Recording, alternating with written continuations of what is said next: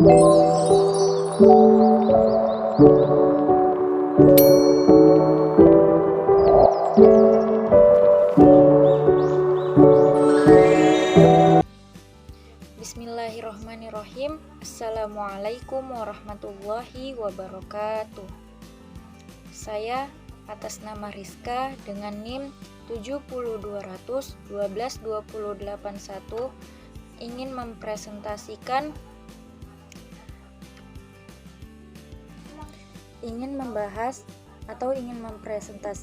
tentang sistem tulang belulang pada manusia atau yang kita sebut dengan sistem skeletal. Sistem skeletal merupakan sistem yang tersusun dari berbagai jenis dan bentuk tulang, dan tulang yang membentuk sistem skeletal ini tersusun dari jaringan ikat dan bahan-bahan mineral yang sifatnya keras dan kaku, sehingga dengan adanya sistem skeletal ini dapat memberi bentuk dan juga menopang tubuh kita. Rangka tubuh manusia tersusun dari 206 ruas tulang yang terbentang dari kepala hingga ujung kaki dengan berbagai bentuk dan ukuran. Berdasarkan letak tulang-tulang terhadap sumbu tulang, rangka dapat dikelompokkan menjadi dua kelompok. Kelompok pertama adalah rangka aksial yang berada di bagian tengah sumbu tubuh. Kelompok kedua adalah rangka apendikular yang berada di bagian tepi dari sistem rangka aksial. Rangka aksial terdiri atas tulang kepala atau tengkorak, ruas-ruas tulang belakang atau vertebrae, tulang dada atau sternum, dan tulang rusuk atau kosta. Rangka apendikular terdiri atas gelang bahu, anggota gerak atas atau tungkai atas, gelang panggul, dan anggota gerak bawah atau tungkai bawah. Pertama itu akan kita jelaskan tentang rangka aksial. Rangka aksial merupakan tulang-tulang yang berada di bagian tengah sumbu tubuh. Tulang rangka aksial terdiri atas tulang kepala, ruas tulang belakang, tulang dada, dan tulang rusuk. Mari kita bahas satu persatu dari tulang-tulang tersebut.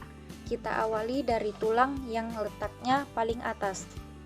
Yang pertama itu adalah tulang kepala, yaitu tulang kranium atau tulang tengkorak. Tulang kranium sesungguhnya termasuk jenis tulang flat atau tulang pipih. Walaupun demikian, strukturnya sangat kokoh dan kuat sehingga dapat melindungi organ-organ penting yang berada di dalamnya, yakni otak dan sekitar mata dari trauma dan benturan. Tulang kranium dibedakan menjadi dua kelompok, yaitu neurocranium yang menyusun batok kepala dan viscerocranium, yaitu tulang-tulang yang membentuk tulang wajah dan juga dagu. Neurocranium dibentuk oleh beberapa tulang, dan tulang-tulang tersebut dipisahkan secara halus oleh persendian yang disebut saturu. Tulang-tulang neurocranium terdiri dari tulang frontalis atau tulang dahi.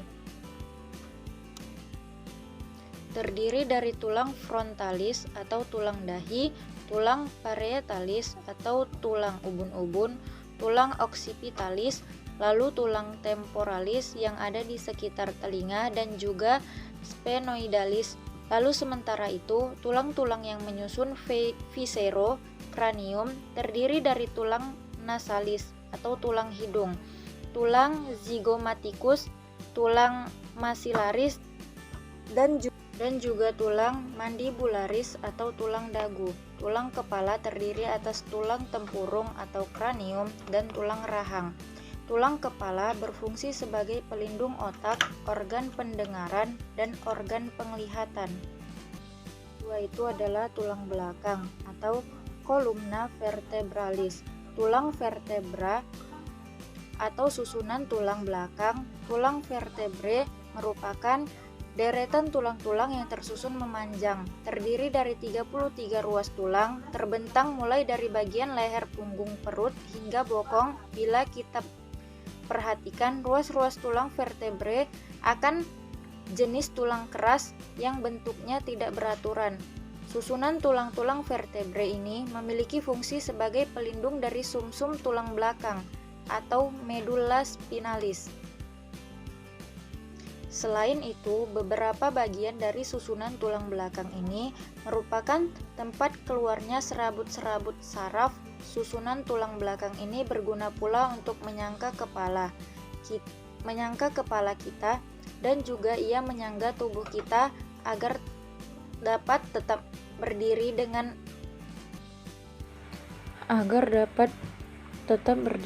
tegak. Selain itu, tulang belakang inilah dihasilkannya sel-sel darah yang sangat penting peranannya bagi tubuh kita. Tulang vertebre dibedakan menjadi 5 kelompok, yaitu vertebre cervicalis, vertebre thoracalis, vertebre lumbalis, vertebre sacralis, dan vertebre coccygealis. Tulang-tulang yang menyusun vertebre cervicalis berjumlah 7 ruas, dan ini yang membentuk bagian leher, juga berfungsi untuk menopang kepala. Sementara itu, tulang vertebre thoracalis berjumlah 12 ruas. Tulang-tulang ini nantinya akan menjadi tempat perlekatan 12 pasang dari tulang rusuk atau tulang koste. Selanjutnya, tulang vertebre lumbalis. Tulang-tulang vertebre lumbalis terdiri dari 5 ruas tulang-tulang. Tulang-tulang ini fungsinya untuk menopang tubuh kita agar tetap berdiri dengan tegak. Kita lanjutkan tulang vertebre sacralis. Tulang vertebre sacralis sesungguhnya tersusun dari 5 ruas tulang, tetapi mereka telah mengalami fusi atau penyatuan. Tulang vertebre sacralis nanti akan melekat dengan tulang-tulang yang termasuk panggul atau girle pelvis.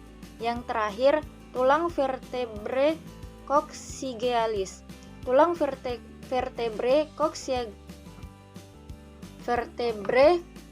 coccygealis juga tersusun dari 4 ruas tulang, tetapi juga telah mengalami fusi tulang coccygealis. Coccygealis ini disebut juga tulang ekor. Kita lanjutkan lagi dengan pembahasan tulang aksis berikutnya, yaitu tulang rusuk atau tulang koste. Kalau kita perhatikan, tulang koste ini termasuk jenis tulang keras. Bentuknya pipih dan melengkung. Tulang koste jumlahnya ada 12 pasang ke arah belakang. 12 pasang tulang koste ini melekat pada tulang vertebre thoracalis. Sedangkan ke arah depan, beberapa tulang koste ini akan melekat pada tulang sternum. Tulang sternum adalah termasuk jenis tulang keras yang bentuknya pipih seperti mata pisau dan letaknya persis di tengah-tengah dada kita. Berdasarkan cara melekat pada tulang sternum, tulang koste dibedakan menjadi 3 kelompok, yaitu tulang koste vera atau tulang koste sejati. Koste sejati yaitu tulang koste yang melekat langsung pada tulang sternum. Tulang koste vera terdiri dari tulang koste ke-1 sampai tulang sternum. Tulang sternum terdiri dari tulang koste 1 sampai tulang koste ke-7. Selanjutnya adalah tulang koste spuriae atau tulang koste palsu. Artinya, tulang koste ini tidak melekat langsung pada tulang sternum, tapi melekat pada tulang koste sebelumnya dengan bantuan tulang rawan. Yang termasuk tulang koste spuriae adalah tulang koste ke-8, 9, dan 10. Sedangkan tulang koste yang ke-11 dan ke-12 disebut koste fluctuantis. Yang ke-11 dan 12 disebut koste fluctuantis atau koste melayang. Artinya tulang koste ini sama sekali tidak melekat langsung pada tulang sternum, dengan adanya hubungan tulang-tulang costae dengan tulang vertebra thoracalis dan juga tulang sternum. Maka terbentuklah yang disebut ruang torak yang berfungsi untuk melindungi organ-organ yang ada di dalamnya seperti jantung dan juga paru-paru. Tulang belakang merupakan penopang tubuh utama, terdiri atas jejeran tulang-tulang belakang atau vertebrae. Di antara tulang-tulang vertebrae terdapat discus invertebralis, merupakan tulang rawan yang membentuk sendi yang kuat dan elastis. Discus invertebralis memungkinkan tulang belakang bergerak ke segala arah. Jika dilihat dari samping, tulang belakang membentuk lekukan leher, lekukan dada, lekukan pinggul, dan lekukan selangkang. Yang ketiga, tulang dada atau sternum dan tulang rusuk atau costa.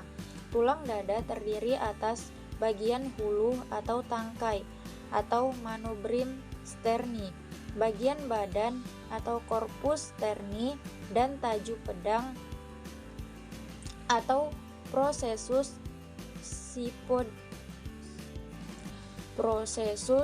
hypoideus.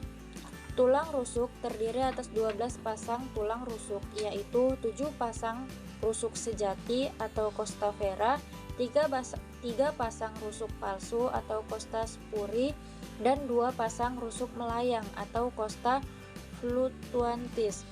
Bersama lekukan toraks pada tulang belakang, tulang dada, dan tulang rusuk membentuk rongga dada atau toraks yang melindungi organ-organ penting seperti jantung, paru-paru, dan pembuluh darah.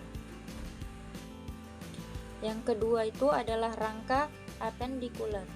Rangka apendikuler merupakan anggota gerak tubuh. Rangka apendikuler dapat dikelompokkan menjadi gelang bahu, tulang anggota gerak atas, gelang panggul, dan tulang anggota gerak bawah. Yang pertama adalah gelang bahu. Terdapat 2 gelang bahu, yaitu kanan dan kiri. Masing-masing gelang bahu terdiri atas tulang selangka atau clavikula dan tulang belikat atau scapula. Yang kedua itu adalah tulang anggota gerak atas. Tulang anggota gerak atas terdiri atas 2 tungkai, yaitu tungkai kanan dan tungkai kiri. Masing-masing terdiri atas yang pertama adalah tulang lengan atas atau humerus. Yang kedua adalah tulang hasta atau ulna. Yang ketiga adalah tulang pengumpil atau radius. Yang keempat 8 tulang pergelangan tangan atau karpal. Yang kelima adalah 5 tulang telapak tangan atau metakarpal. Yang keenam yaitu 14 tulang jari tangan atau phalanges. Yang ketiga adalah gelang panggul. Gelang panggul terdiri atas 2 tulang pinggul atau soxae di kanan dan di kiri. Gelang panggul sangat stabil dan berfungsi menahan berat tubuh. Tulang gelang panggul terdiri dari tulang ilium, tulang ischium, dan tulang pubis. Ke arah belakang tulang ilium melekat pada tulang sacralis, sehingga susunan dari ketiga tulang gelang panggul ini akan membentuk suatu rongga, dan bagi wanita yang melahirkan, rongga ini sangat penting. Rongga ini sangat penting peranannya sebagai jalan lahir bayi. Fungsi lain dari tulang gelang panggul ini adalah untuk menopang usus besar dan juga melindungi organ-organ reproduksi dan kantong kemih. Susunan dari 3 tulang gelang panggul ini juga akan menjadi tempat melekatnya tulang ekstremitas inferior, yaitu tulang femur atau tulang paha. Dan yang terakhir itu adalah tulang anggota gerak bawah. Tulang anggota gerak bawah terdiri atas 2 tungkai kaki, yaitu tungkai kanan dan tungkai kiri. Masing-masing terdiri atas tulang paha atau femur, tulang tempurung, atau patella, tulang kering atau tibia, tulang betis atau fibula, 7 tulang pergelangan kaki atau tarsal, 5 tulang telapak kaki atau metatarsal, dan yang terakhir 14 tulang jari kaki atau phalanges. Mungkin cukup sekian presentasi dari saya atau pembahasan materi dari saya. Wabillahi taufiq wal hidayah. Wassalamualaikum warahmatullahi wabarakatuh.